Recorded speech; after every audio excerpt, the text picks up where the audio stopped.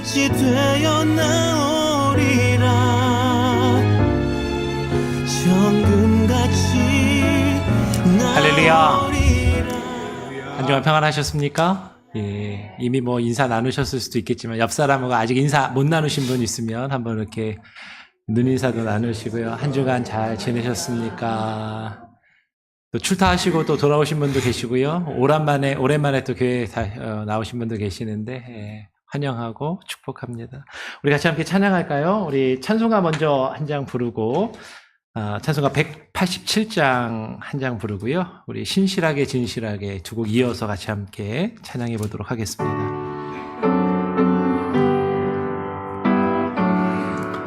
비둘기같이 온이환 비둘기같이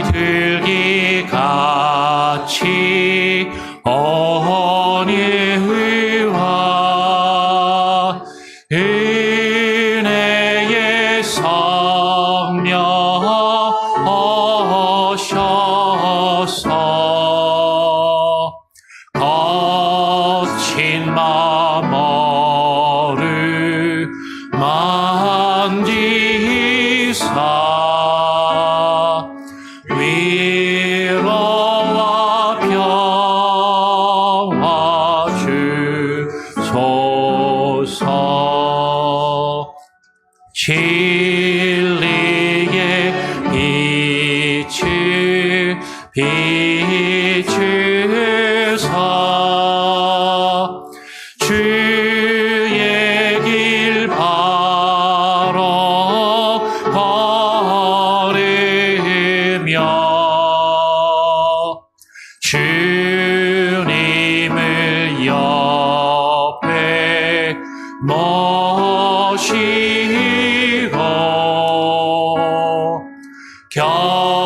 경건히 살게 하소서. 주님과 동행하면서 거룩한 길로 행하며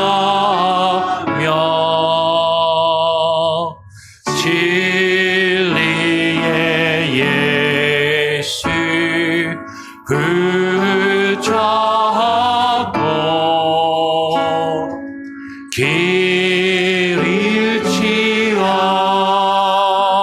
않게 하소서. 연약한 나를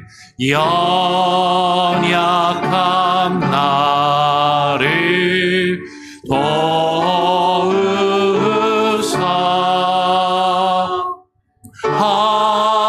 하나님 나라 이르러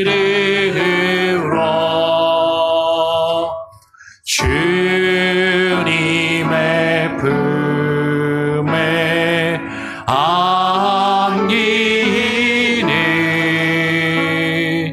영원한 안식 주소서. 신실하게 진실하게 함께 이어서 찬양합니다. 신실하게 진실하게 거룩하게 살게 하소서. 신실하게 진실하게 거룩하게 살게 하소서. 우리 한 번 더 신실하게 진실하게 진실하게 거룩하게 살게 하소서. 신실하게 진실하게 거룩하게 살게 하소서.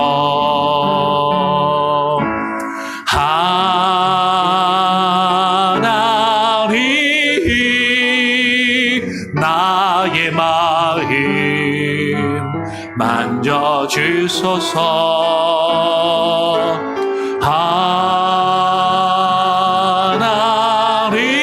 하나님 나의 영혼 새롭게 하소서. 우리 한번 더 진실하게 진실하게 진실하게 진실하게 거룩하게 살게 하소서.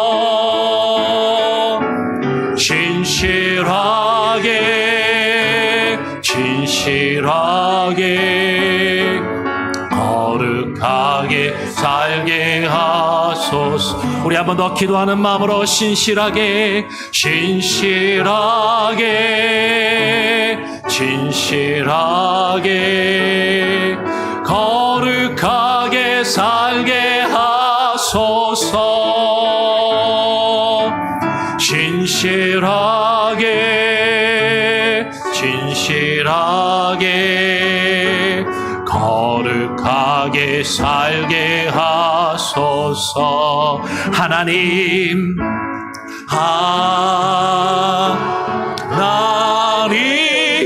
하나님 나의 기도 들어주소서.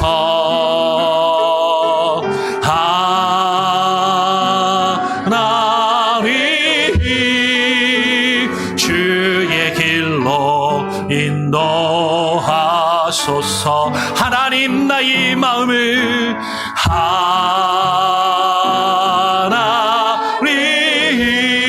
하나님 나의 마음 만져주소서.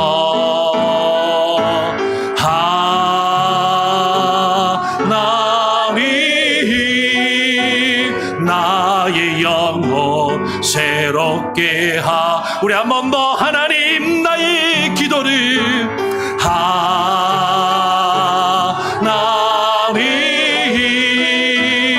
나의 기도 들어주소서.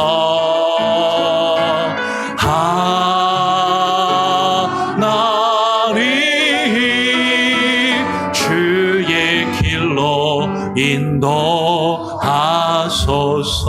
우리 같이 합심하여 함께 기도하겠습니다. 하나님 오늘 우리를 불러주셨사오니 주님 앞에 신실하고 진실하며 거룩하게 살게 하여 주시옵소서. 그 모습으로 주님 앞에 나와 참된 예배자의 모습으로 하나님을 예배하는 이 시간 이 자리가 되게 하여 주시옵소서. 우리가 어떠한 모습으로 지내다 왔다 할지라도 오늘 이 시간 주님을 바라보며 주님의 거룩하심에 이르도록 하나님 우리 자신을 주님께 온전히 내어드리는 귀한 은혜의 시간이 되게 하여 주시옵소서. 합심하여 함께 기도하겠습니다. 아버지 하나님 오늘 이 시간 우리를 불러주시고 주님 앞에 나와 예배하며 찬양하며 하나님 주님을 높일 수 있는 귀한 은혜를 주심에 감사합니다. 하나님 우리의 마음을 하나님여 신실하게 하시고 주님 진실하게 하시며 하나님 새롭게 하시고 거룩하게 하여 주시옵소서. 하나님의 세상에 헛된 마음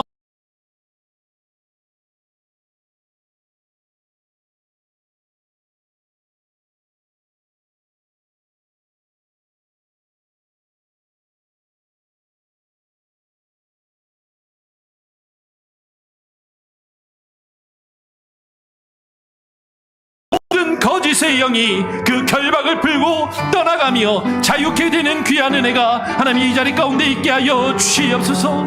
아버지 하나님 새롭게 하여 주시옵소서. 주만을 바라보며 주님 앞에 거하기를 소원합니다. 하나님 오늘 예배의 시간을 주님 앞에 부탁합니다. 하나님 우리 성도들 한 사람 한 사람의 마음을 주장하여 주시옵소서.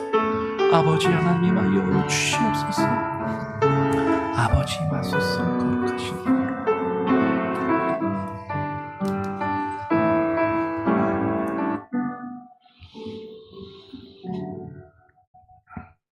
사랑과 은혜가 충만하신 거룩하신 하나님 아버지, 지난 한 주간도 주님의 은혜와 사랑으로 살게 하시고 무더운 날씨 가운데 건강히 지내다 주일을 맞아 하나님께 예배를 드리게 하시니 감사드립니다.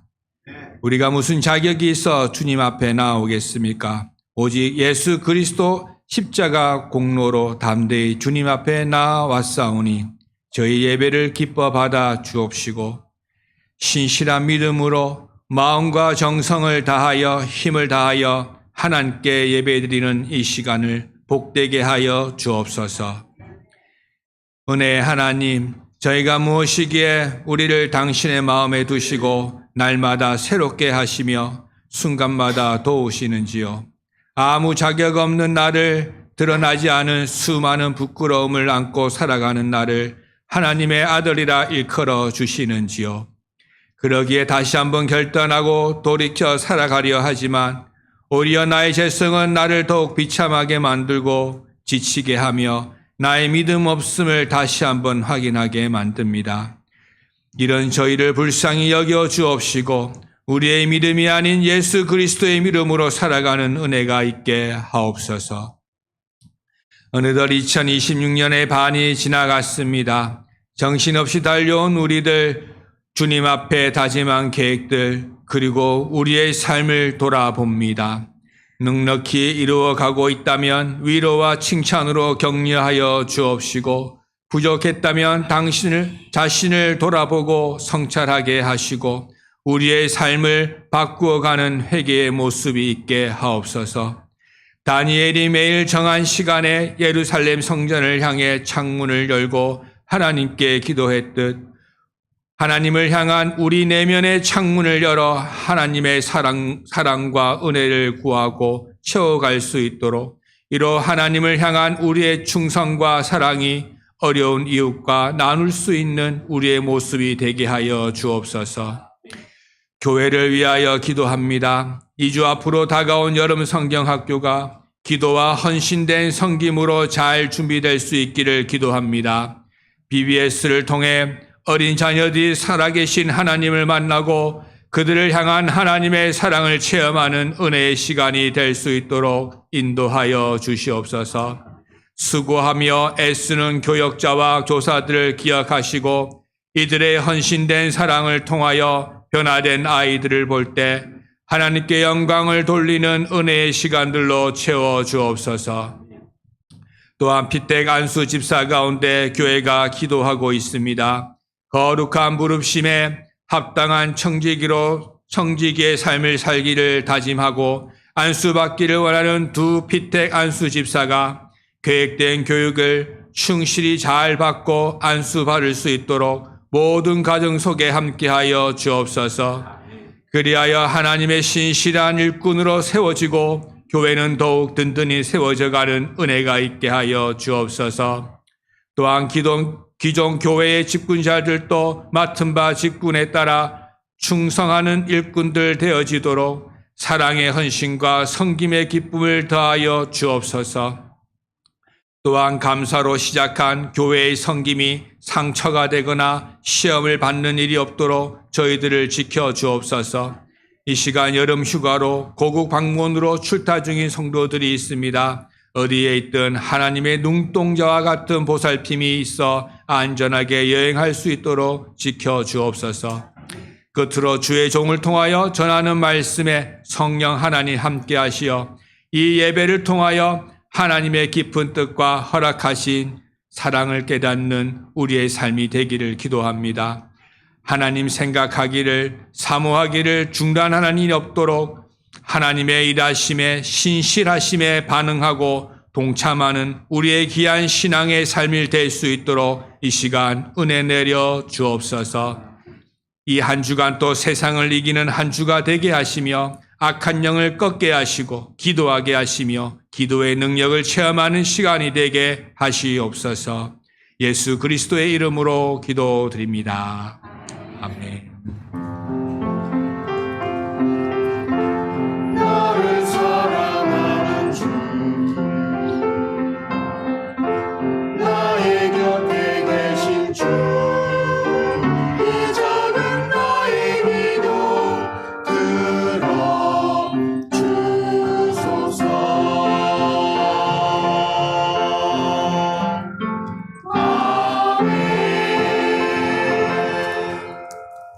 다 같이 자리에서 일어나셔서 사도신경으로 우리의 신앙을 하나님께 함께 고백하며 또 사람들 앞에 선포하며 나아가는 시간을 갖도록 하겠습니다.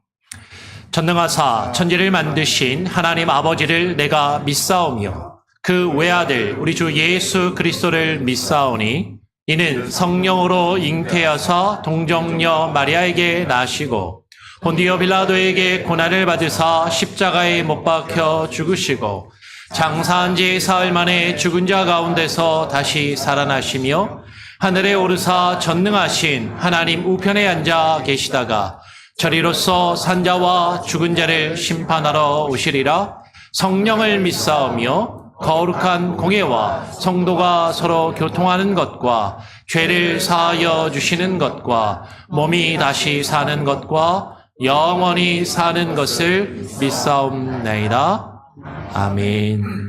오늘 우리에게 주시는 하나님의 말씀은 로마서 6장 1절부터 14절까지의 말씀입니다. 약간 길지만 1절부터 14절까지 함께 교독으로 읽도록 하겠습니다. 제가 먼저 1절을 읽죠. 그런즉 우리가 무슨 말을 하리요? 은혜를 더하게 하려고 죄에 거하겠느냐? 그럴 수 없느니라. 죄에 대하여 죽은 우리가 어찌 그 가운데서 살리요. 무릇 그리스도 예수와 합하여 세례를 받은 우리는 그의 죽으심과 합하여 세례를 받은 줄을 알지 못하느냐? 그러므로 우리가 그의 죽으심과 합하여 세례를 받음으로 그와 함께 장사되었나니 이는 아버지의 영광으로 말미암아 그리스도를 죽은 자 가운데서 살리심과 같이 우리로 또한 새 생명 가운데서 행하게 하려 하시라. 만일 우리가 그의 죽으심과 같은 모양으로 연합한 자가 되었으면 또한 그의 부활과 같은 모양으로 연합한 자도 되리라. 우리가 알거니와 우리에게 예사하니 예수와 함께 십자가에 못 박힌 것은 죄의 몸이 주고 다시는 우리가 죄에 종로하지 아니하려 하나니 이는 죽은 자가 죄에서 벗어나 의롭다 하심을 얻었음이라. 만일 우리가 그리스도와 함께 죽었으면 또한 그와 함께 살 줄을 믿노니 이는 그리스도께서 죽은 자 가운데서 살아나셨음에 다시 죽지 아니하시고 사망이 다시 그를 주장하지 못할 줄을 알미로다. 그가 죽으심은 죄에 대하여 단번에 죽으시며 그가 살아계심은 하나님께 대하여 살아계심이니 이와 같이 너희도 너희 자신을 죄에 대하여는 죽은 자요 그리스도 예수 안에서 하나님께는 살아있는 자로 여길지어다.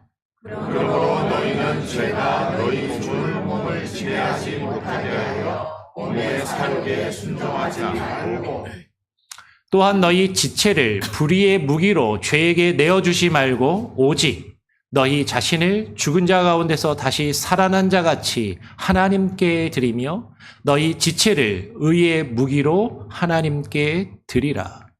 죄가 너희를 주장하지 못하리니 이는 너희가 법 아래에 있지 아니하고 은혜 아래에 있음이라.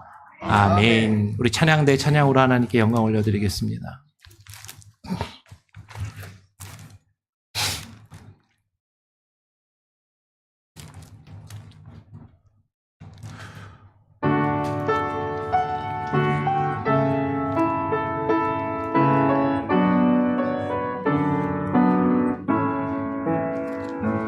참 아름다워라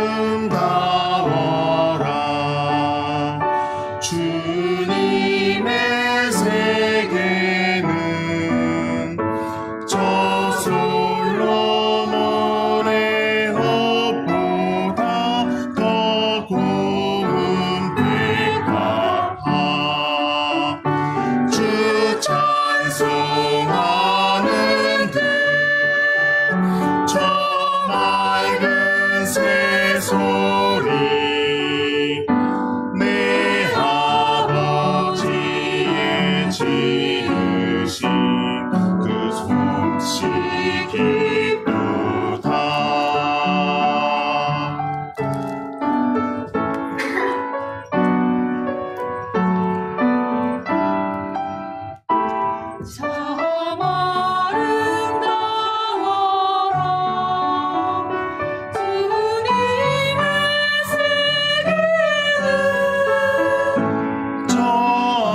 아침 해와 저녁도 밤 하늘 빛난 별 만만한 바다와 늘 푸른 거물이 다 주 하나님 영광을 잘 드러내도다.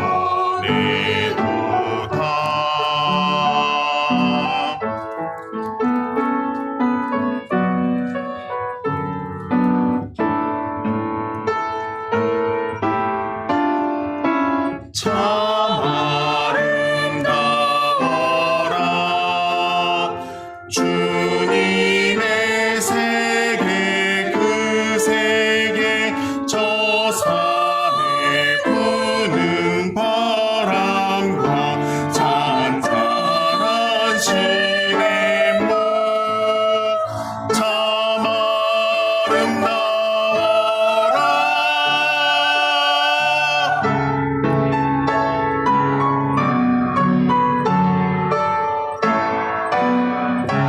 그 소리 가운데 준성 들리니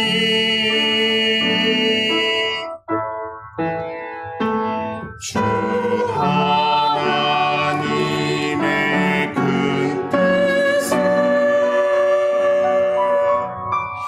나할 듯 하도다.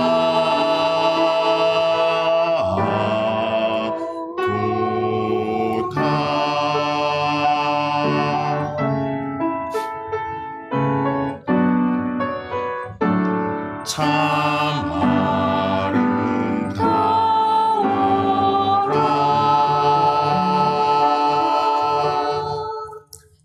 아멘. 예, 우리 하나님께 영광의 박수를 올려드리겠습니다. 우리 옆 사람하고 한번 인사해 볼까요? 참 아름답습니다. 이렇게 한번. 참 아름다우시군요. 이렇게 한번 또 옆 사람에게 인사 나누셔도 좋을 것 같아요. 하나님의 형상대로 지음 받은 당신이 참 아름답고 귀합니다. 이렇게 인사 나누셔도 좋을 것 같아요.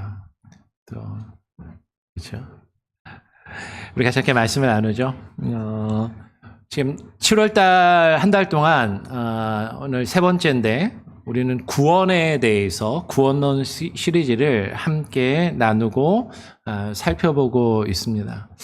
그래서 첫째 주에는 거듭남에 대해서 곧 위로부터 주어지는 하나님의 새로운 생명의 시작에 대해서 우리가 함께 나눴어요. 거듭남이 다시 태어난다라는 뜻도 있지만 위로부터 생명이 주어진다라는 의미라는 걸 말씀을 드렸고, 두 번째 주에는 의롭다 하심, 곧 하나님의 법정에서 선언된 새 신분을 우리가 함께 나누었습니다. 하나님의 법정에서 우리가 새 신분을 얻어서 누리게 되었다. 그런데 여기서 우리가 꼭 한 가지 기억해야 할 것이 있어요. 구원에 대해서 이야기를 하면 많은 분들이, 교회를 다니시는 분들이 내가 교회를 다니면서 예수님 영접하고 영접 기도하고 예수님 믿어서 내가 영접했고 그래서 내 죄가 용서받아서 하나님이 나를 의롭다 해주셨다. 그래서 내가 구원받았다. 그것으로 끝. 그러니까 나 이제 죽으면 천국만 가면 돼. 이제 이렇게 생각하는 경우들이 있어요.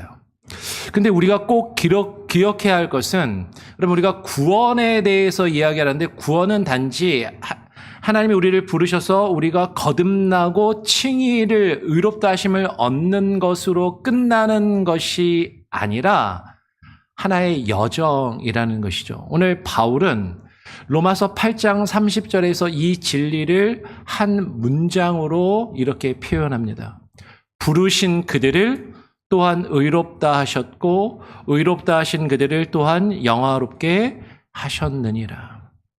그러면 부르심과 칭의 다음에 성화를 거쳐서 영화에 이르는 걸음이 있음을, 그 과정이 있음을 바울은 분명하게 이야기를 한다라는 거예요.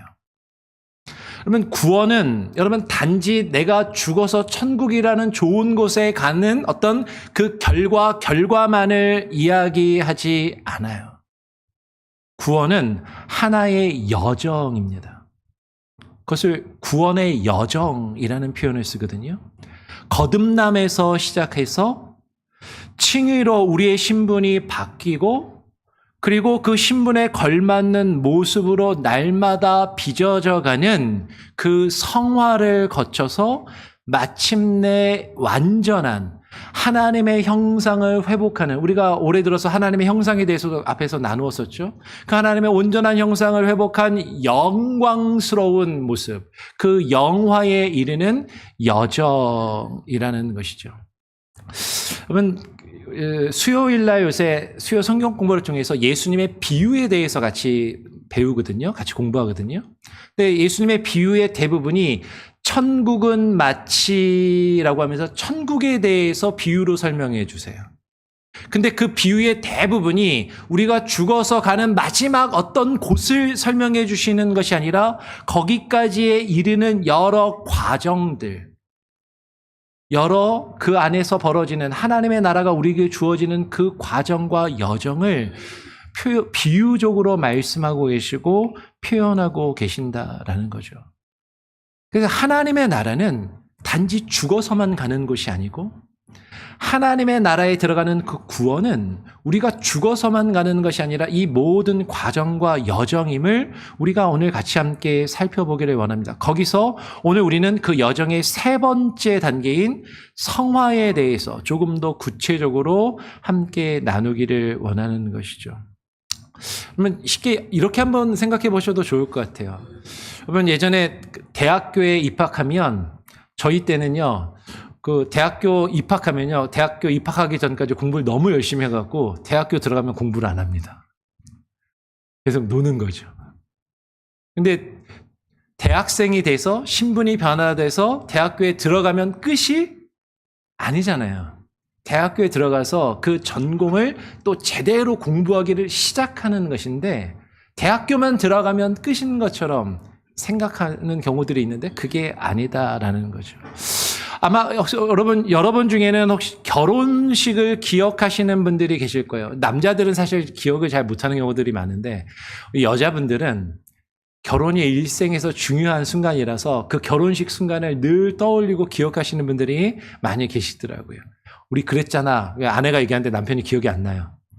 그러면은 혼나는 거죠. 저 가끔가다 저도 막 혼나는데 간혹가다 결혼 기념일도 까먹어가지고 혼나는 그런 일들이 있잖아요.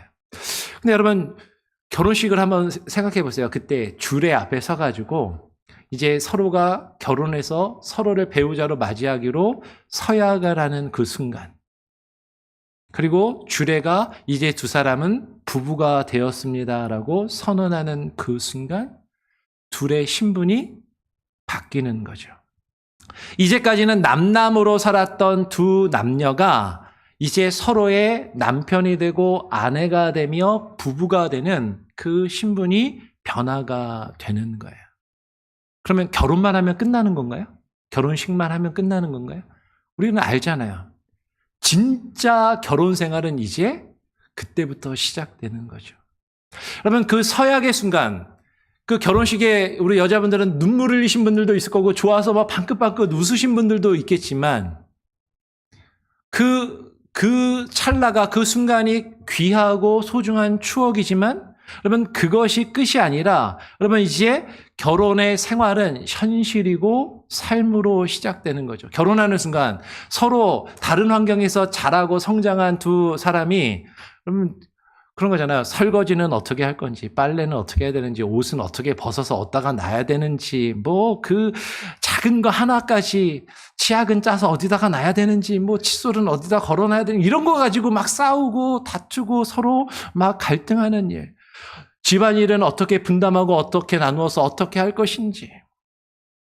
그러면 서로 인내하면서 서로를 알아가고 서로를 맞추어가는 부부다운 모습으로 매일매일 빚어져가는 일평생의 여정이라는 거죠. 저희 큰애가요, 올해 이제 다음 달이면 20살이 됩니다. 20세가, 만 20세가. 그러니까 저희 부부도 결혼한 지가 20년이 넘은 거죠. 예, 첫애를 낳고, 첫애가 20살이 이제 되니까. 20년 정도 같이 살았으면 이제 알 만큼 알고 서로 맞춰줄 만큼 맞춰줄 것 같은데, 이게 아니에요. 계속 뭔가 삐거덕거리고, 뭐가 조금 서로 아직도 모르겠고, 아직도 알아가는 것 같고, 아직도 맞춰가는 것 같단 말이에요. 여러분, 한 30년 생활하신 분들은 30년쯤 되면 됩니까? 돼요? 끄떡끄떡 하시는 분들 있는데, 그러면 다행이고. 예, 그날이 빨리 오기를 기대해 보는 거죠. 근데 여러분, 결혼은 결혼식으로 끝나는 게 아니라 두 부부가 같이 함께 살아가면서 서로를 맞춰가는 그 여정, 인생의 여정이라는 거죠. 그러니까 결혼식이 서약의 순간이라면 결혼의 생활은 삶의 여정인 것이죠. 그래서 지난주 우리가 함께 나눈 칭의가 바로 이 서약과도 같아요. 하나님이 우리를 의롭다 선언해 주신 것이죠. 그런데 그게 끝이 아니라는 겁니다. 그렇다면 오늘 자연스럽게 이런 질문이 따라 나올 수밖에 없는 것이죠. 의롭다 하심, 그 칭의를 선언받은 우리는 이제 어떻게 살아야 하는가 하는 것이에요. 그런데 이 질문에는 아주 자연스럽게 그리고 아주 위험한 오해가 늘 따라다녀요.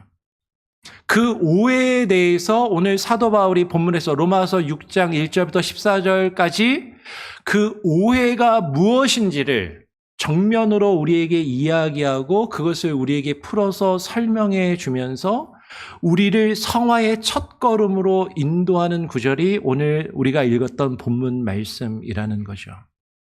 오늘 로마서 6장을 우리가 함께 볼 텐데 그 앞에 사도 바울은 로마서 5장에서 어떻게 5장을 마무리했냐면 죄가 더한 곳에 은혜가 더욱 넘쳤나니라고 그렇게 로마서 5장을 끝냅니다. 얼마나 아름다운 문장이에요. 죄가 더한 곳에 하나님의 은혜가 더욱더 크고 더욱 넘쳤다. 더 죄를 지은 사람이 하나님의 은혜를 더 크게 느끼고 경험한다라는 거잖아요. 죄가 많은 사람이.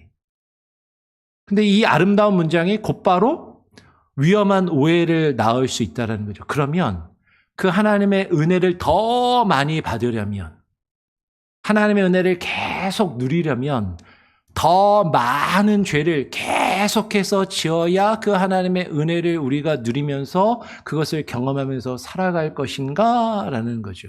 그러면 그 내용이 로마서 6장 1절에 정확하게 그 질문을 던지는 거예요. 죄가 더한 것에 은혜가 더욱 넘쳤다라고 이야기하니까 그런즉 우리가 무슨 말을 하리요? 그 은혜를 더하게 하려고 죄 가운데 거하겠느냐라고 그렇게 묻는 것이죠.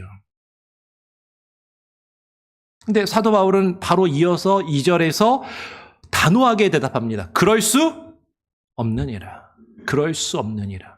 그러면 헬라어로 메게노이토라는 표현을 쓰는데요. 문자적으로 그대로 번역하면요. 결코 그렇게 되게 해서는 안 된다라는 말이에요. 결코 그렇게 될 수는 없다. 그럴 수 없느니라. 사도 바울이 로마서에서 이 표현을요. 10번이나 사용합니다. 그럴 수 없느니라. 무슨 얘기예요? 논리적으로 보면 그럴듯해 보이지만 복음을 왜곡시키고 복음을 변질시키는 여러 가지 생각들이 있단 말이에요. 그것들을 바울이 쭉 얘기하면서 그러니까 이렇게 해도 될까? 아니, 그럴 수 없어. 그거 아니야. 라고 10번이나 강조해서 이 표현을 로마서에서 사용하고 있다라는 것이죠. 바울은 복음을 왜곡시키고 변질시킬 수 있는 그런 우리의 의문점, 우리의 오해, 우리의 잘못된 생각 앞에서 결코 그럴 수 없느니라라고 단호하게 문을 닫고 있는 거예요.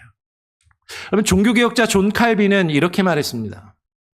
우리를 의롭게 하는 것은 오직 믿음이다. 그러나 의롭게 하는 그 믿음은 결코 홀로 있지 않다라고 이야기를 해요. 누구보다도 믿음을 강조했던 존 칼빈은, 종교개혁자 칼빈은 믿음이 결코 홀로 있는 것이 아니다라고 이야기해요. 그 내용은 무슨 얘기냐면 참된 믿음은 반드시 거룩한 삶이 함께 뒤따르는 것이다라고 말하고 있다라는 거예요. 그러니까 하나님이 죄 많은 나를 죄 죄를 용서해 주시고 이제는 죄 없다, 의롭다라고 여겨주신 그 은혜, 그 놀라운 은혜를 핑계 삼아서 그리고 그 은혜를 더 누리려고 내가 짓는 죄를 합리화하려는 그 유혹, 그것이 너무나도 우리 가운데 크고 많은데 그럴 수 없음을 사도 바울도 칼빈도 지금 이야기를 한다라는 거죠. 여러분, 실제로 초대교회를 향해서요, 교회를 반대하던, 교회 밖에 있었던 안 믿는 사람들이 기독교인들을 뭐라고 조롱했었냐면 이렇게 조롱했대요. 너희가 값없는 은혜를 가르치는데 결국에는 죄를 부추기는 셈 아니냐? 값없이 공짜로 그냥 용서받는다고 하면 그거 사람들 죄 지으라고 막 이렇게 부추기는 거 아니야? 라고 교회 밖에 있는 사람들이 기독교인들을 향해서 그렇게 조롱했었다라는 것이죠. 근데 요즘 교회가 이런 조롱을 교회 밖에 있는 사람들에게 듣고 있는 거 아십니까? 오늘날 교회를 향해서, 기독교인들을 향해서 교회 밖에 있는 사람들이 너희들 하나님께 구원받았다면서, 하나님이 너희들 용서해 주시면 다 끝난다면서, 그러면서 너희들 하고 싶은 대로 죄 지으면서 살지, 세상 사람들보다 더 악하게 나쁘게 살지, 그렇게 교회 밖에 있는 사람들이 교회를 향해서, 기독교인들을 향해서 지금 이렇게 오늘날 비난하고 있단 말이에요. 초대교회에 들었던 그 조롱이 지금도 이어지고 있는 거죠. 여러분, 이 조롱에 바울은요, 정면으로 맞서고 있는 거예요. 이렇게 한번 생각해 볼까요? 여러분 중에 당뇨병이 있으신 분이 계실 겁니다. 인슐린 주사를 맞으시는 분들이 계실 거예요. 저희 어머니가 당뇨병으로 오랫동안 고생하시다가 합병증으로 돌아가셔서 당뇨병이 어떤 병인지 제가 누구보다도 잘 알고 있습니다. 그런데 당뇨가 좀 약할 때는 식이요법으로 조절하다가 그게 좀 안 되면 약을 먹기 시작하고, 약도 안 들면 주사를 맞잖아요. 주사를 맞으면요, 그 혈당이 쫙 내려갑니다. 인슐린이 그 작용을 해서. 그러니까 이 인슐린 약이 있으니까 이 약만, 주사만 맞으면 올라갔던 그 혈당도 쭉 떨어지니까 이제는 내가 마음껏 원 없이 내가 먹고 싶은 대로 막 먹어도 되겠구나라고 생각하면 되겠는가라는 것이에요. 인슐린은 병을 다스리기 위해서 처방되어서 주어진 것이지, 인슐린 맞으면 혈당이 쭉쭉 내려가니까 이제는 먹고 싶은 대로 아무렇게나 마음대로 막 먹어도 된다라고, 그 욕심껏 당신이 하고 싶은 대로 다 하라고 그 방종을 위해서, 방종을 허락하기 위해서 그 주사가 주어지는 게 아니다라는 거죠. 약이 있으니까, 이게 해결해 줄 수 있으니까 그것을 핑계 삼아서 우리의 올바른 식생활 습관을 포기하고 잘못된 음식을, 먹어서는 안 되는 그 음식을 우리가 마음껏 먹어도 된다라고 주어지는 것이 아니다라는 거죠. 그렇게 되면 병은요, 점점 더 깊어질 수밖에 없다라는 거예요. 하이델베르그 요리문답은요, 정확히 이 질문에 대해서 다룹니다. 뭐라고 얘기하냐면, 이 교리가 사람들을 태만하고 불경건하게 만들지 않는가? 값없이 우리가 구원을 얻고 의롭다 하심을 얻는다라는 이 교리가 사람들을 태만하고 불경건하게 만들지 않는가? 그런데 그 답은 무엇이냐면 결코 그렇지 않다라는 거예요. 참된 믿음으로 그리스도 안에 접붙임을 받은 사람이 감사의 열매를 맺지 않는 것은 불가능하다라고 하이델베르그 요리문답이 그렇게 말합니다. 여러분, 은혜를 참으로 받은 사람은 죄 가운데 더 이상 머물 수 없다라는 것이죠. 은혜는 우리가 계속해서 죄를 지어도 괜찮다라는 죄의 면허증이 아니다라는 거예요. 오히려 그 죄로부터 우리가 벗어나야 함을, 그 죄로부터 해방됨을 우리에게 선언하는 것이 은혜이기 때문인 것이죠. 여러분, 바울이 말하는 그럴 수 없느니라 라는 이 말의 의미는, 그 은혜를 우리가 얻었으니까 그 은혜는 죄를 계속해서 지어도 괜찮다라는, 하나님 은혜가 많으신 분이니까 내가 또 이렇게 죄를 져도 용서해 주실 거니까, 그러니까 계속해서 나는 죄를 지어도 괜찮아 라고 지금 우리에게 말하고 있는 것이 아니라, 그 죄의 통치에서 우리를 건져내시고 해방하시기 위해서 이제는 죄에서 벗어나야 함을 우리에게 알려주시려고 그 은혜를 주셨다라는 것이죠. 그러면 칭의와 거룩한 삶은요, 결코 나뉘거나 분리될 수가 없는 것이에요. 많은 사람들이 그런데 이렇게 생각한다는 거죠. 나는 이미 구원받았으니까, 나는 이미 죄 용서 받았으니까. 하나님이 내게 주신 구원을 뺏어가지 않으신다고 하니까 나는 구원의 확신이 있으니까 그러니까 괜찮아 라는 잘못된 구원의 확신.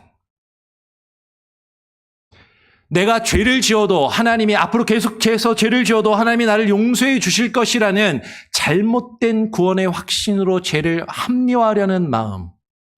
그럼 그 마음이 내 안에 있지는 않은지. 오늘 우리는 우리 자신을 되돌아보고 살펴보아야 한다라는 것이죠. 주일에는 교회에 나와서요, 은혜롭게 찬양도 하고 기도도 하고 막 하나님께 영광을 드리면서 홀리 거룩한 모습을 가지는 것 같은데 교회 밖을 딱 나서는 순간 월요일부터 토요일까지는요, 직장 생활하고 가정 생활을 하면서 정직과 거룩함은 내팽개치고 신앙과 나의 실제 생활은 별개이고 아무렇게나 막 살다가도 주일에 와서는 하나님 용서해 주세요. 잘못했어요. 하나님 은혜가 많으시죠. 우리가 그렇게 살고 있지는 않은가 하는 것이죠. 근데 하나님의 은혜는 우리를 그런 이중적인 삶을 살아가도록 놔두는 것이 아니라 그 이중적인 삶이 아니라 우리의 삶이 하나님 앞에 하나 된 죄 가운데서 건져내기 위해서 우리에게 주어졌다라는 것이죠. 오늘 사도 바울은요, 그것을 세례로 설명을 합니다. 여러분, 오늘 이 자리에 계시는 대부분의 분들은 아마 세례를 받으셨을 거예요. 그렇죠? 세례를 받던 그날을 한번 기억해 보시고 떠올려 보시길 바랍니다.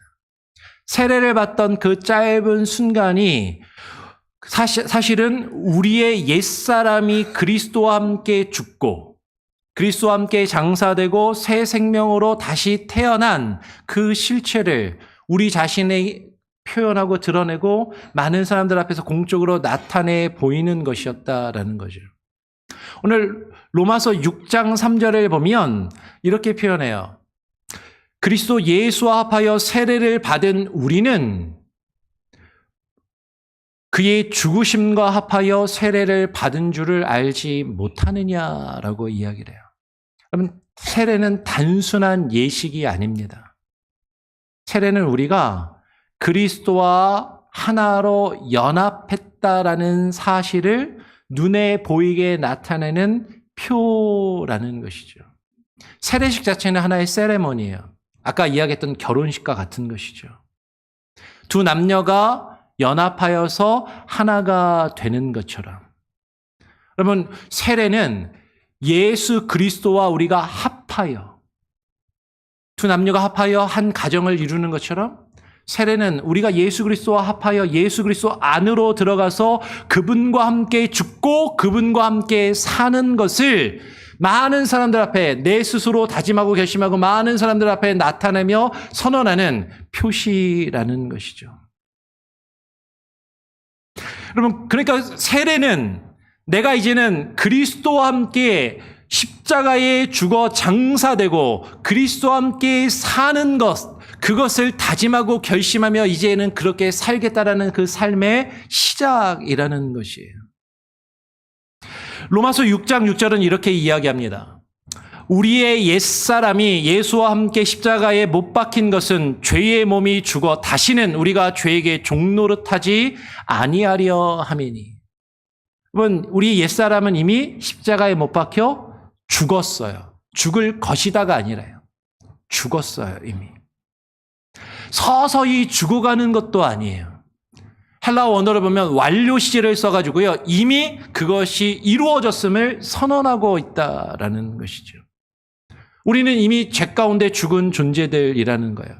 그리고 조금 건너뛰어서 로마서 6장 10절은 그리스도의 죽으심을 이렇게 설명합니다. 그가 죽으심은 죄에 대하여 단번에 죽으심이요, 그가 살아계심은 하나님께 대하여 살아계심이니라고 이야기해요. 여러분, 예수님께서요, 저희와 여러분을 위해서요, 서서히 죽으신 게 아니에요.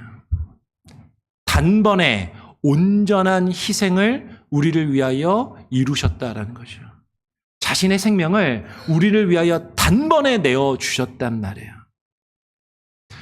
예수님의 그 십자가의 죽음은 우리가 죄를 지을 때마다 계속해서 반복적으로 십자가에 죽으셔야 하는 그런 죽음이 아니라 단번에 우리의 죄의 문제를 해결하신 완전한 죽음이었다라는 것이죠.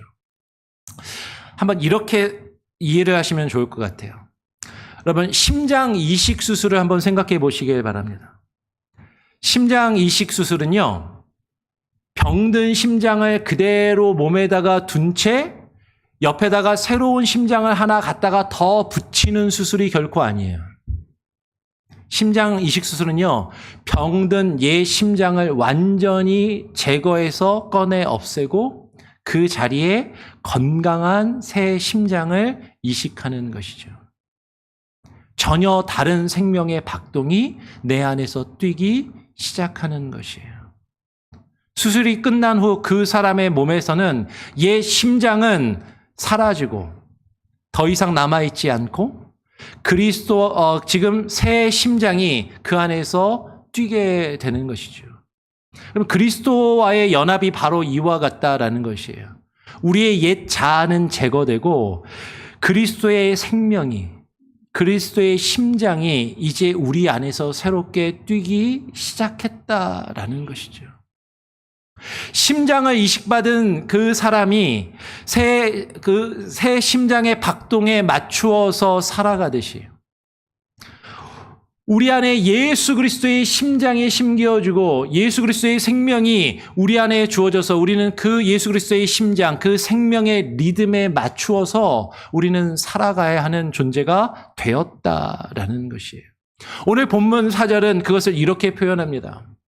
우리로 또한 새 생명 가운데서 행하게 하려 함이라. 그러면 여기서 행한다라는 원어는요, 걸어간다라는 뜻이거든요. 근데 이 걷는다라는 말은 그냥 길을 단순히 걸어간다라는 말이 아니라 하루하루의 습관과 태도, 삶의 방식 전체를 표현하고 이야기하는 것이죠.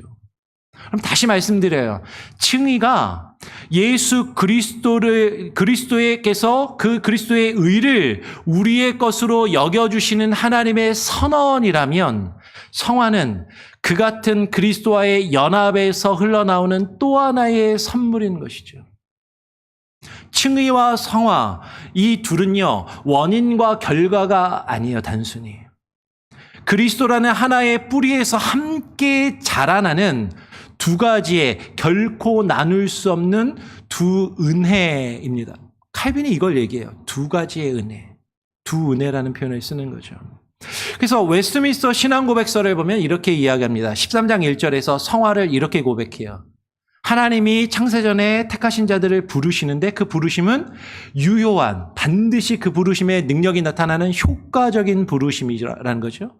그 효과적으로 부르심을 받고 거듭난 자들은 그리스도의 죽음과 부활의 능력을 힘입어 더욱 실제적이고 인격적으로 거룩하게 되어 간다라고 이야기를 해요.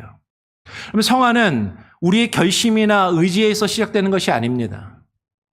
그리스도의 죽음과 부활이라는 이미 이루어진 그 사건의 능력에서 흘러나와 우리에게 주어지는 것이죠.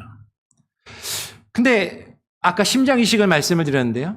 심장 이식 수술을 받은 몸은요, 한동안 몸에 새롭게 들어온 그 심장을 낯설어하며 거부 반응을 일으킨다라고 해요. 그래서 그러니까 이식 수술을 받은 환자들은요, 대부분 면역 억제제를, 면역약을 먹으면서 그 새 심장의 몸을 적응해 가게 돼요. 우리의 성화도 이와 같다라는 것이죠. 우리 안에 옛 습관을 그리워하는 그 성향이, 그 저항이 우리 안에 계속해서 남아있다라는 것이에요. 그렇지만 성령께서 날마다 우리를 도우셔서 그 새 생명에 적응하며 자라가게 하신다라는 것이죠. 오늘 웨스트민스터 13장 1절을 앞에 좀 봤는데 그 뒤에 13장 3절을 보면 이렇게 이야기합니다. 이 전쟁에서 비록 남아있는 부패가 한동안 크게 우세할 수 있으나, 왜냐하면 우리의 죄된 본성이 그리스도의 심장을 거부하고 이렇게 거부 반응을 일으키는, 그래서 우리의 죄된 습성이 그걸 한동안 우리를 엄습하며 우리를 지배하는 것처럼 보일 수 있지만, 거룩하게 하시는 그리스도의 영으로부터 끊임없이 힘을 공급받음으로 거듭난 부분이 결국에는 이기게 된다라고 이야기를 하는 것이죠. 그리하여 성도들은 은혜 안에서 성장하고 하나님을 경외함 가운데 거룩함을 온전히 이루어 갑니다라고 신앙 고백이 우리에게 가르치는 거예요. 그러면 오늘 본문 11절에서 사도 바울은 그것을 명령형으로 이렇게 표현해요. 명령으로 어떻게 표현하냐면 너희 자신을 죄에 대하여는 죽은 자요 그리스도 예수 안에서 하나님께 대하여는 살아있는 자로 여길지어다라고 이야기해요. 여기서 주목해야 될 표현이 뭐냐면요. 여길지어다라는 표현이에요. 이 여길지어다라는 이 표현이 사실은요. 지난주에 우리가 함께 나누었던 의로 여기신다라는 그 표현하고 똑같은 단어를 쓰거든요. 로마서 4장 3절에서 아브라함이 하나님을 믿으니 그의 믿음이 그의 의로 여겨진지라라고 할 때 똑같은 단어가 여기 쓰이고 있다라는 거예요. 똑같은 표현이. 무슨 얘기냐면 하나님이 우리의 죄를 용서하시고 우리를 의롭다 여겨주신 그 칭의의 선언을 우리가 기억하면서 이제는 우리가 우리 자신을 그렇게 의롭게 된 사람으로 여기면서 그렇게 살아라라고 말씀하고 있다라는 것이죠. 근데 많은 믿음의 사람들이요, 우리 자신을요, 이제는 죄인이 아니요, 의로워진 의인이요, 의인으로 우리 자신을 여기며 그 새로운 삶을 살아가지 못하는 경우가 너무나도 많다라는 것이에요. 신학자 매튜 헨리는 이렇게 이야기했습니다. 십자가에 달리신 그리스도의 몸에서 물과 피가 함께 흘러나왔습니다. 하나님이 짝지어 놓으신 칭의와 성화를 우리가 나눌 수 없습니다. 나는 죄 용서를 받아서 의로워졌어. 끝. 근데 내 삶에 거룩한 삶을 살아가고자 하는 모습이 없다? 이거는 있을 수 없다라는 거예요. 그러면 세례를 받은 자로서 오늘도 우리 자신의 옛사람, 옛 자아의 죽음을 우리는 인정하고 그렇게 여겨야 되는 거예요. 나는 이제 죽었어. 나의 옛 모습은 이미 죽었어. 나는 새롭게 거듭났고 하나님께서 나를 의롭다 여겨주셨어. 우리도 우리 자신을 그렇게 여기면서 우리가 그렇게 살아가야 한다라는 것이죠. 의롭다 하심을 얻은 새 사람으로 그리스도의 생명이라는 새 자아를 얻은 사람이라고 우리 스스로를 우리 자신이 그렇게 여기면서 그렇게 살아가시기를 바랍니다. 그러면 그렇다면 이 진리는요, 실제 우리의 삶에서 무엇을 뜻하는가 하는 것이죠. 오늘 본문 12절 13절은 아주 구체적으로 이렇게 이야기합니다.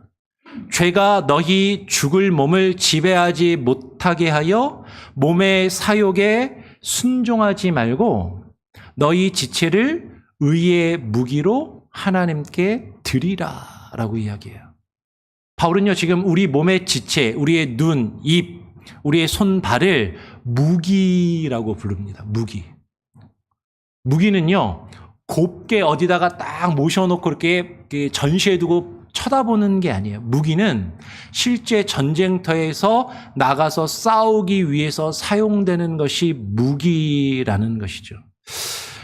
여러분, 여자분들은 잘 모를 수도 있지만 한국에서 자란 남자라면 누구나 군대를 가죠. 뭐 특별히 면제 받으신 분들도 있겠지만, 그런데 여러분 군대에 가보신 분들은 아는데 신병훈련소에서 몇 주간의 훈련을 마치면 자대에 배치를 받습니다. 그러면 자대에 가면 제일 먼저 받는 게 뭐냐면 총을 받아요. 무기를. 그리고 그 무기는요, 군대 전역할 때까지 자기 총이에요. 그 총번을 외우고 그 총을 늘 자기 곁에 두고 군 생활을 합니다.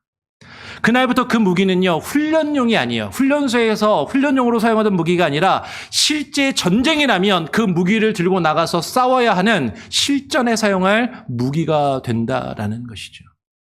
그러면 우리의 몸이 그와 같은 무기라는 것이에요.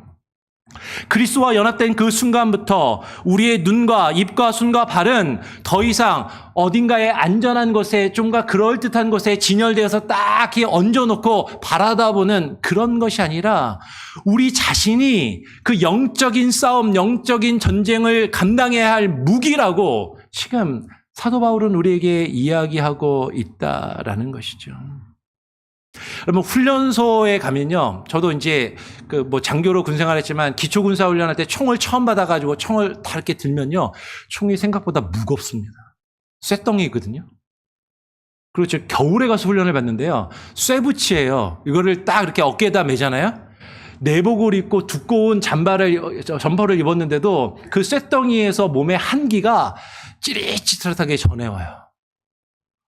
얼마나 불편한지, 얼마나 무겁고 어색한지.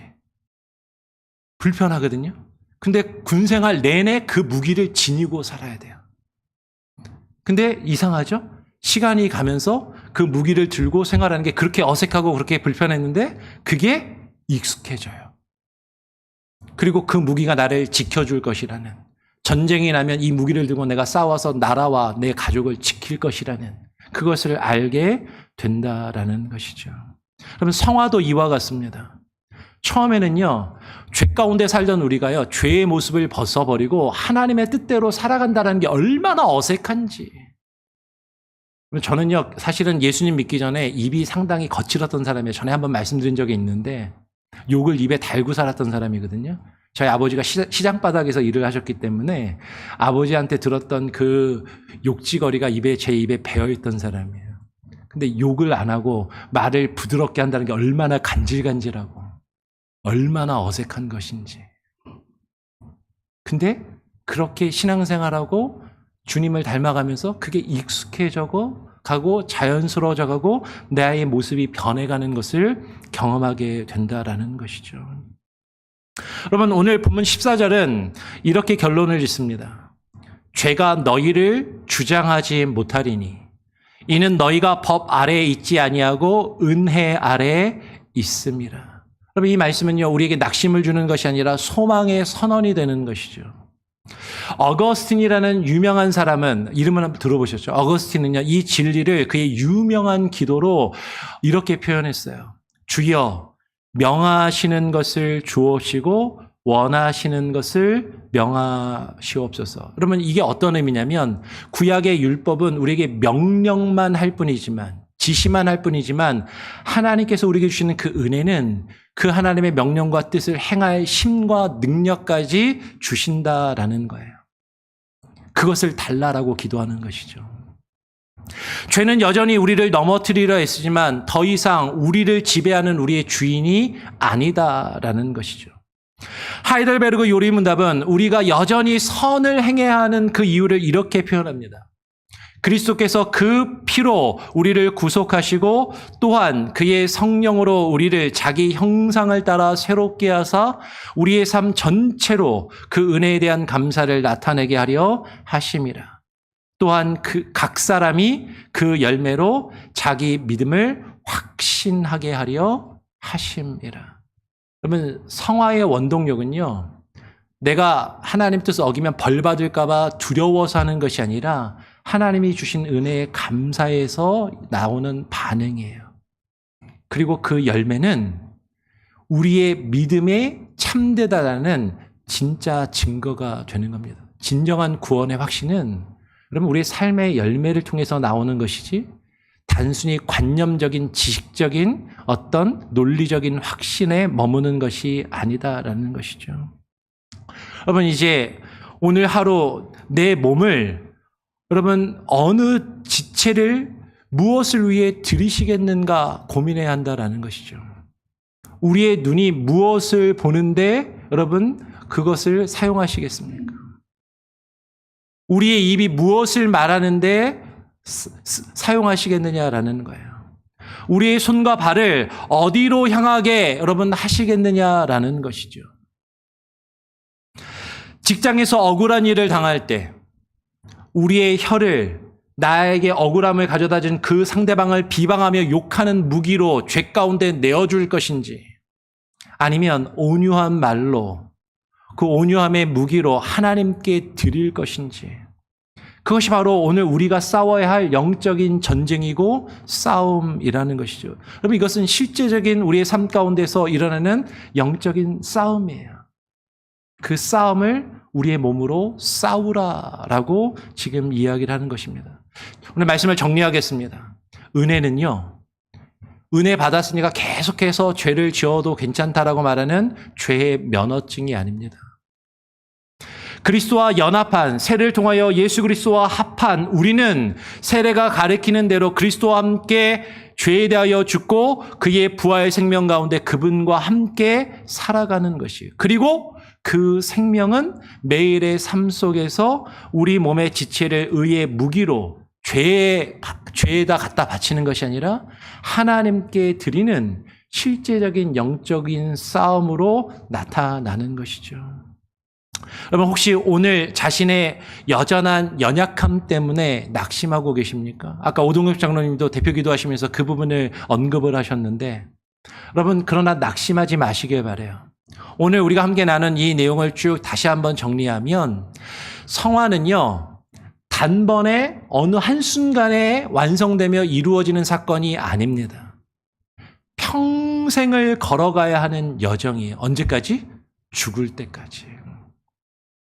우리가 넘어질 때마다 다시 우리를 일으켜 세우시는 그 하나님의 은혜와 성령님의 능력을 의지하면서 오늘도 한 걸음 한 걸음 하나님께 더 가까이 나아가는 그 여정, 그 과정이 성화라는 것이죠. 어떤 실수도 하면 안 된다라는 것이 아니라 매 실수를 반복하였지라도 다시금 일어나서 주님을 향해서 걸어나가는 그 여정, 그 과정이 성화라는 거예요. 그러면 구원은 이 네 걸음이 함께 이루어지는 하나의 여정입니다. 이것을 구원의 여정이라고 이야기해요. 하나님께서 우리를 부르신 우리를 죄 없다, 의롭다 여겨주시고 칭해주시고 그 죄 없다, 의롭다 여김을 받은 우리가 이제는 우리 자신을 우리도 그렇게 여기면서 우리도 날마다 거룩하게 하나님의 형상을 닮아가도록 노력하는 그 여정. 그리고 마침내 주님 앞에 서게 되는 그날 완전한 하나님의 형상을 회복한 영광스러운 그 모습 영화에 이르게 하실 것이다 라는 것이죠. 오늘의 성화는요 그 여정의 한 중간 한 토막만 이야기하는 것이 아니라 이미 시작된 영화의 첫 열매입니다. 그러면 지금 우리 안에서 진행되고 있는 이 작은 변화들 아직은 미흡하고 아직은 부족하지만 언젠가는 완성될 그 하나님의 영광스러운 모습의 시작이고 시작이라는 것이죠. 그러면 그것을 기억하면요. 지금 하나하나 우리의 모습이 변해가는 그 과정이 얼마나 귀하고 값진 것인지 쉽지 않지만 이것은 영적인 싸움이지만 우리는 이미 승리한 그 싸움을 주님의 이름으로 싸우고 있음을 기억하시길 바랍니다. 그리고 우리가 이제 다음 주에는요, 마지막으로 이 구원의 여정의 마지막 목적지인 영화에 대해서 우리가 함께 나누게 될 것입니다. 우리 같이 함께 찬양하며 여러분 또 오늘 말씀 들은 것을 기억하고 다시 한번 마음속에 되새기시고 여러분 드린 예물을 하나님께 봉헌하는 시간을 갖도록 하겠습니다.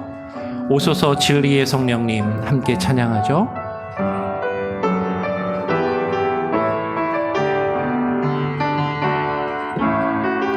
오소서 진리의 성령님 이 땅 흔들며 임하소서. 거짓과 타며 죄악에 무너진 우리 가슴 정케 하소서.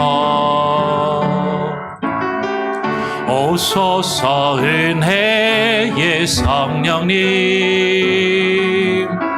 하늘 가르고 임하소서.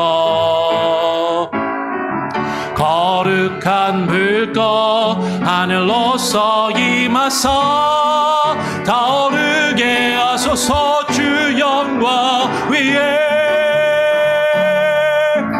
부흥의 불길 타오르게 하소서. 진리의 말씀 이 땅 새롭게 하소서. 은혜의 강물 흐르게 하소서.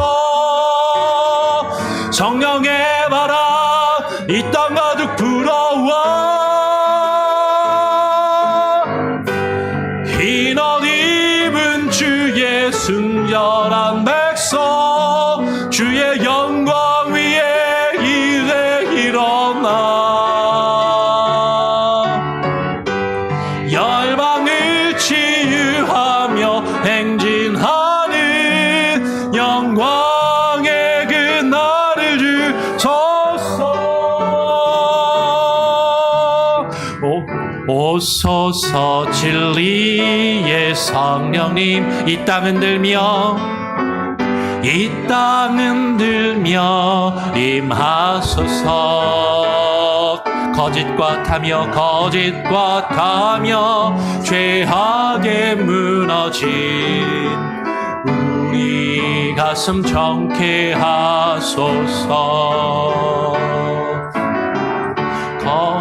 거칠 내의 성령님,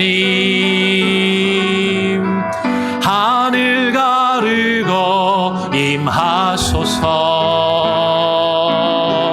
거룩한 불 꺼 하늘로서 임하서 타오르게 하소서. 주 영광 위에 부흥의 불길 타오르게 하소서. 진리의 말씀 이 땅 새롭게 하소서. 은혜의 강물 흐르게 하소서.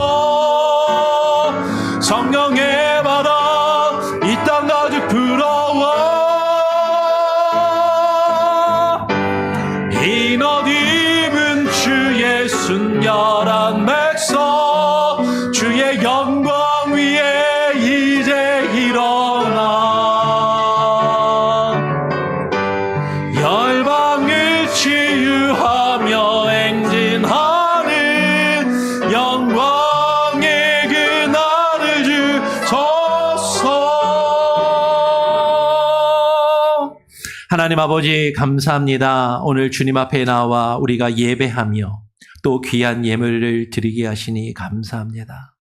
하나님, 우리가 인색함으로나 억지로 하나님 앞에 나와 예배하며 예물을 드리는 것이 아니라 하나님께서 우리에게 허락하신 그 은혜에 감사하며 감격하는 마음으로 반응하는 모습으로 주님 앞에 드리오니 주님 기뻐 받아 주시옵소서.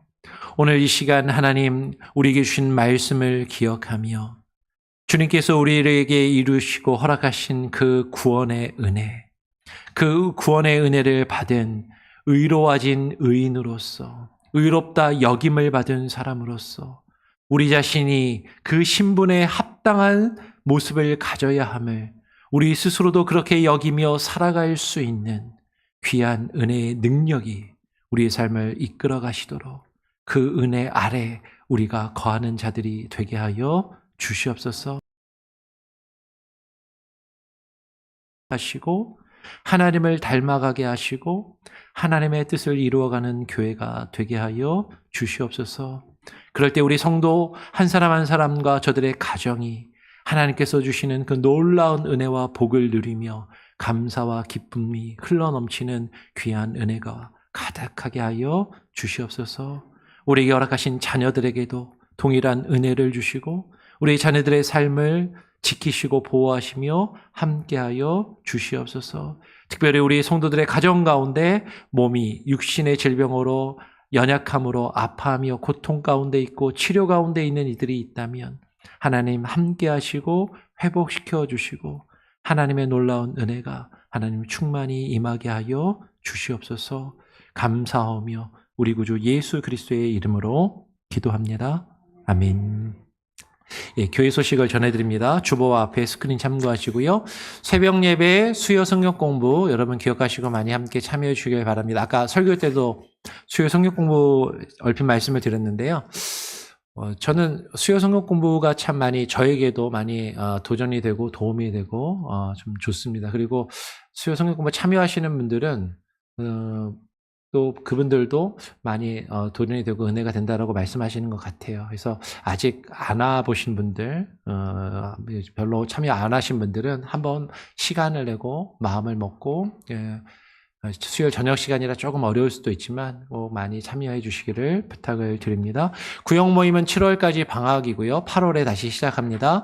임직자, 중직자 교육이 지난주부터 시작해서 오늘 두 번째 시간입니다. 그래서 참석 대상은 이번에 안수집사로 피택되신 분들 두 분은 반드시 참석하셔야 되고요. 그리고 기존에 이미 임직을 받으신 장로님들, 안수사님들, 그리고 권사님들도 꼭 함께 참여해 주시기를 권장을 드립니다. 다 참석을 못 하시더라도 적어도 2-3번은 이 교육에 꼭 참석하셔서 내가 중직자로서 교회를 어떻게 섬겨야 하는지 그것들을 다시 한번 되새기고 확인하고 또 점검하는 시간들을 꼭 가지시기를 부탁을 드립니다. 오늘 점심시간 이후에 있겠습니다.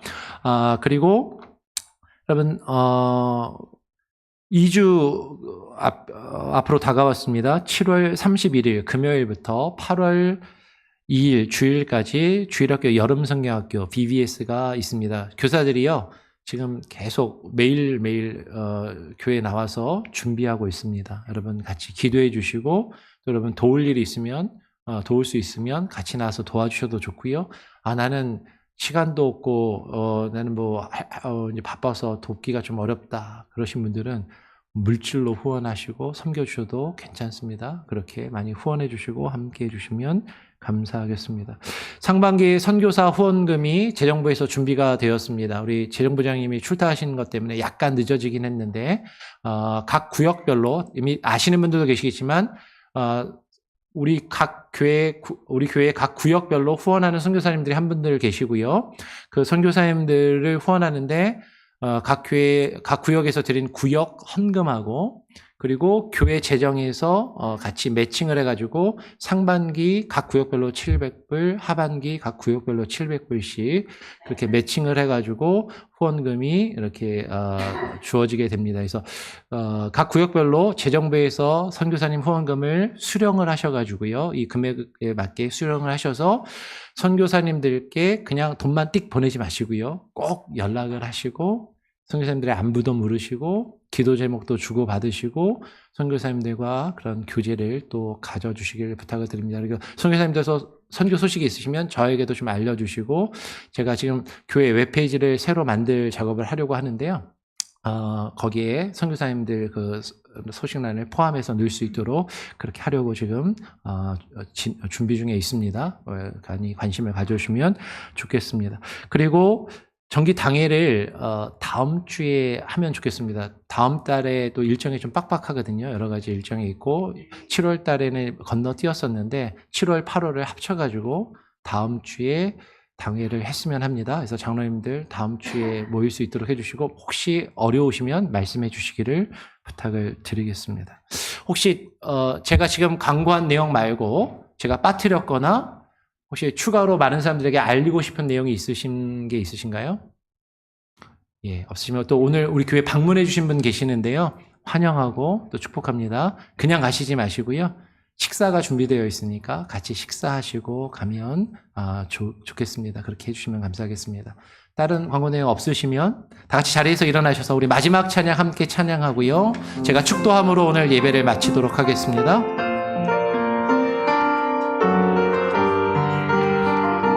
세상은 들리고 사람들은 변하여도 세상은 들리고 사람들은 변하여도 나는 주를 섬기리. 주님의 사랑은 영원히 변하지 않네. 나는 주를 신뢰해. 오직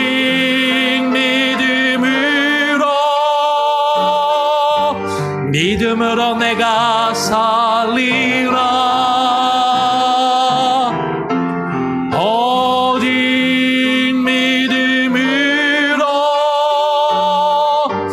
믿음으로 내가 살리라. 믿음은 들리고 사람들 주를 떠나도 나는 주를 섬기리. 주님의 나라는 영원히 쇠하지 않네. 나는 주를 신뢰해. 오직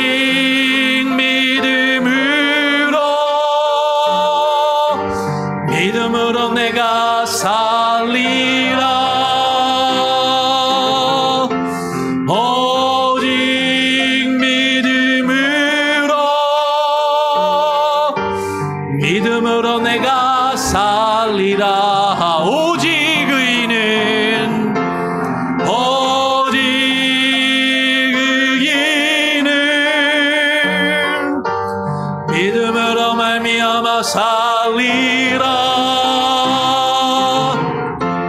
오직 의인은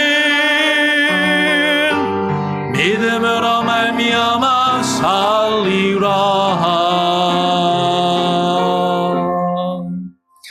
이제는 우리를 위하여 자신의 생명을 온전한 희생의 제물로 단번에 내어주신 우리 구주 예수 그리스도의 무한하신 은혜와 아버지 하나님의 크신 사랑과 그 은혜와 사랑을 깨달아 알며 그 은혜와 사랑 안에 거하여 살아가도록 우리의 삶을 변화시키시고 이끄시며 주장하시는 성령님의 역사 교통하심이 오늘 이 시간 주님 앞에 나와 예배하며 우리가 은혜 아래에 거하는 자들로 이미 하나님 앞에 그 의롭다 하심을 받은 자들로 그 신분에 합당한 삶을 살아가는 것이 하나님의 큰 은혜임을 깨달아 알고 그렇게 살아가기를 소원하고 결심하며 다짐하고 돌아가는 오늘 이 시간 주님 앞에 나와 예배하는 모든 예배자들과 출타 중에 있는 우리 교회에 속한 모든 권속들과 이 시간에 온라인으로 예배를 드리며 이후에 예배를 드릴 모든 이들의 삶과 저들의 가정과 자녀들 위해 이제로부터 영원토록 은혜와 평강으로 함께 계실지어다. 아멘.